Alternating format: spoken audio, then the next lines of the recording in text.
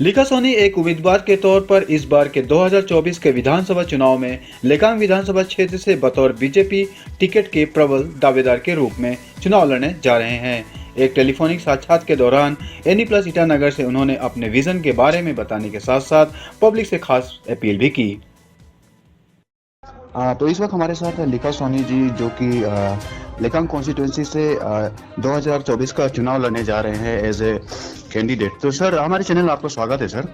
हाँ सर, सबसे पहले तो हम ये जानना चाहेंगे कि आप जो वोटर्स के पास जा रहे हैं, तो आपका मेन जो विजन, क्या विजन लेके आप उनके पास जा रहे हैं? कौन सा, ये लखंग में? जी जी। अच्छा, नहीं, लखंग में ऐसे है, बहुत दिन से देख के आया है, तो उनमें से देखने सुनने के बाद हमने प्रैक्टिकल जाके ना कई समस्या देखा है, प्रॉब्लम, और हर बस्ती बस्ती में जाके देखा है। और इन लोग का जैसे लोग बोलता है कि ये लोग नॉन ट्रैवल है, बाहर का है ना जी, तो ये बोला जाता है। तो इसी चीज को हमने 2 साल से हमने प्रैक्टिकली जाके देखा है। तो जाके देखा ये लोग तो कहीं बाहर का नहीं, कहीं माइग्रेट वाला नहीं, ये ओरिजिनली उधर का ही है। तो इसलिए मैंने ये किया है कि तो इन लोग को, पब्लिक लोग को यही बोला है, आप लोग यहाँ का है, आप लोग एक अरुणाचली है ना, तो अरुणाचली होते हुए भी आप लोग का जो लॉन्ग PRC का ना ये है,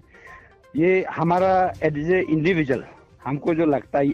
आप लोग को माने एंटाइटल होता है, you are entitle for, you people are entitle for PRC। तो इसलिए ये पब्लिक, लखंग का पब्लिक लोग को मैंने यही बोला है,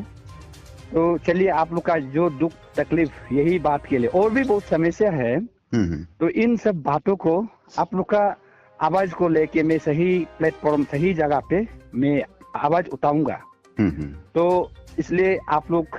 अगर चाहता है आप लोग आवाज कहीं राइट जगह पे, सही जगह पे उतारना ही सोचता है, तो मेरा साथ हमको एक बार मौका दीजिए, यही कह के हम उधर पब्लिक का सामने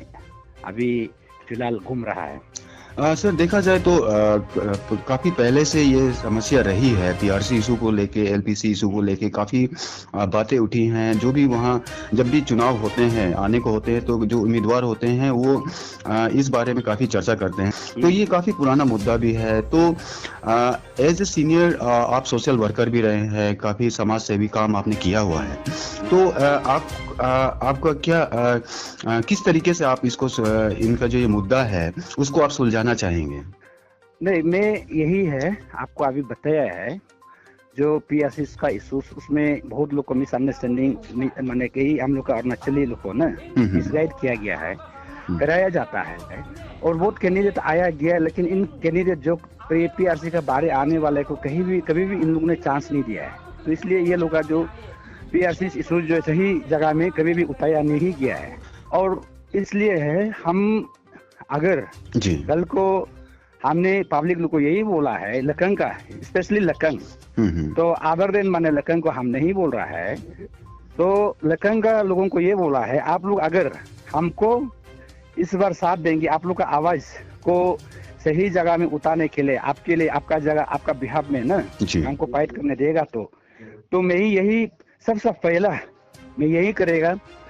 कि आप लोग का जो यही जो समस्या, जो प्रॉब्लम चल रहा है,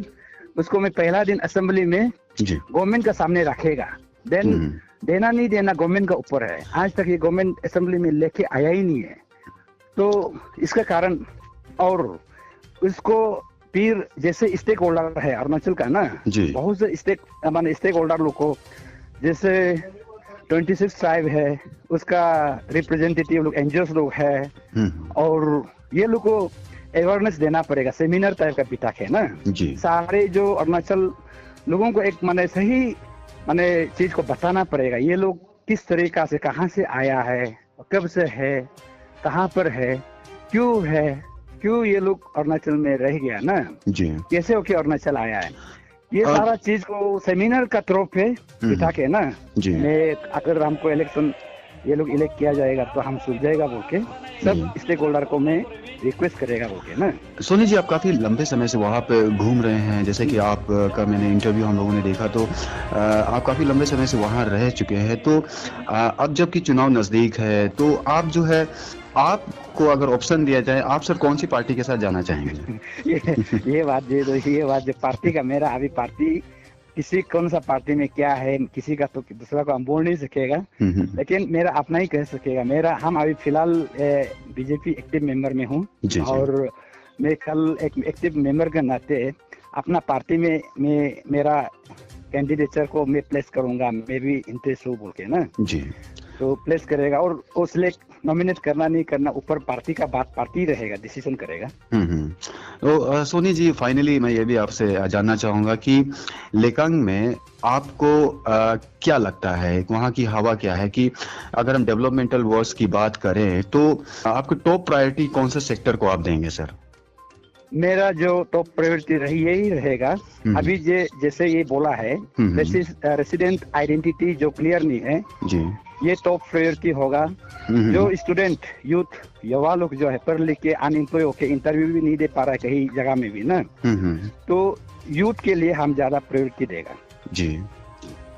तो सर वहाँ का जो रोड कम्युनिकेशन हो गया,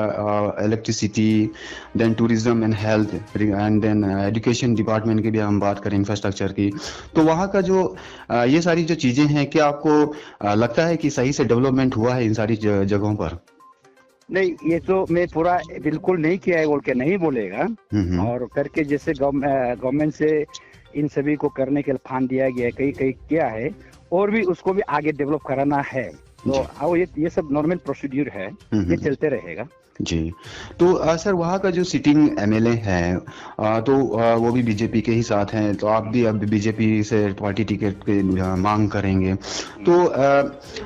क्या लगता है कि कितना आने वाले दिनों में जो है, अगर आपके जो अपोजिशन है, मान लीजिए कांग्रेस है या जो भी दल है, तो उनसे जो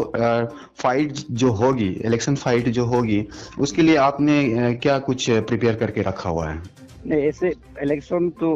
इलेक्शन ही है, वो चुनाव का चित्र है, वो सब बहुत पार्टी आएगा, इंडिपेंडेंट आएगा, बहुत लोग आएगा। मैं बस अपना बारे ही जानता है, मेरा जो सोच वोच को पब्लिक का सामने रख देगा, तो पब्लिक तय करेगा किसको करना है, किसको इलेक्ट करना है ना जी। अभी लखन का कॉन्स्टिट्यूंसी लोगों को ये बोलेगा, आप लोग का डे लॉन्ग से पेंडिंग होके ये रेसिडेंशियल आइडेंटिटी प्रॉब्लम होके रहा है, आप लोग अगर इस चीज को सही तरीका से गवर्नमेंट का सामने रखने किसी को चाहिए तो हमको साथ देगा, मेरा साथ खड़ा कीजिए। मैं असेंबली पे ये बात को पहला दिन में रख देगा, सामने रख देगा, गवर्नमेंट का सामने रख देगा। सर लिका सोनी जी, सर बहुत बहुत धन्यवाद सर हमसे बातचीत करने के लिए NE+ ईटानगर से, और आशा करते हैं कि सर आने वाले दिनों में आप काफ़ी अच्छा कुछ करेंगे और जो उम्मीदें हैं वोटर्स की जो है आपके प्रति, उन पे आप जरूर खरा उतरेंगे। सर बहुत बहुत धन्यवाद हमसे बातचीत करने के लिए सर। Thank you sir.